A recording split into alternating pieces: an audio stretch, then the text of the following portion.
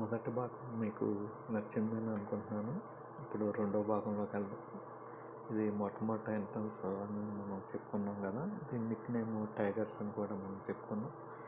ఈయన జాన్ వైటర్స్పూన్ అనే ఆయన ఈ యూనివర్సిటీలో అతి కీలకమైన పాత్ర పోషించి ఇంత అభివృద్ధికి కారకుల్లో ఒక ఈయన. మనం యూనివర్సిటీలో కనుక చూసినట్లయితే మొట్టమొదటిది వరల్డ్ వైడ్లో ఆక్స్ఫర్డ్ యూనివర్సిటీ, ఇది యూకేలో ఉందా. సెకండ్ లార్జెస్ట్ హార్వర్డ్ యూనివర్సిటీ, ఇది అమెరికాలో ఉంది. అలాగే స్టాన్ఫోర్డ్, కేంబ్రిడ్జ్, ఇది కూడా అమెరికా 5వ స్థానం. ప్రిన్స్టన్ 6వ స్థానంలో ఉంది. అతి పురాతనమైన విశ్వవిద్యాలయాల్లో కనుక చూసినట్లయితే ఇలా ఉంది. మొదట మనం చెప్పుకున్నాం కదా, 1746 నుంచి 1969 వరకు కూడా ఉమెన్స్కి ప్రవేశం కల్పించలేదు. కారణం ఏంటంటే ఉమెన్స్ వేరే యూనివర్సిటీలు ఉండవచ్చు. అయితే దీని మీద మనకి ఒక ఓటింగ్ పెట్టడం జరిగింది.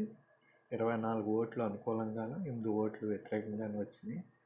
అప్పటి నుంచి కూడా కో ఎడ్యుకేషన్గా అంగీకరించి 1969 ఏప్రిల్లో ఓటింగ్ పెట్టగా సెప్టెంబర్ నుంచి ఈ ప్రవేశాలు మొదలు పెడితే 101 మంది మహిళలు ఈ యూనివర్సిటీలో జాయిన్ అవ్వటం జరిగింది. మొట్టమొదటి ఫిమేల్ స్టూడెంట్గా 1961లో సబ్రో పోలెట్ అనే ఆమె మాస్టర్ డిగ్రీ పొందడం జరిగింది. 1964లో నలుగురికి ఫిమేల్కి అవకాశం కల్పించారు.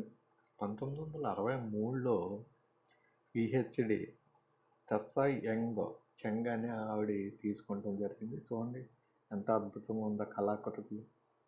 అద్భుతమైన కళా నైపుణ్యం ప్రతి గోడ మీద కూడా మనకి కనిపిస్తూ ఉంటుంది.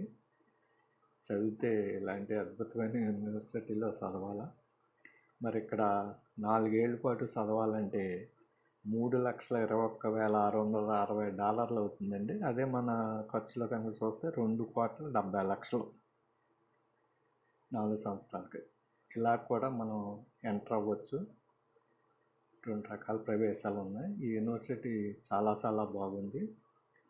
దీనికి 600 ఎకరాల్లో 200 భవనాలు ఉన్నాయి. 140 ఎకరాలు ప్రిన్స్టన్, 800 ఎకరాలు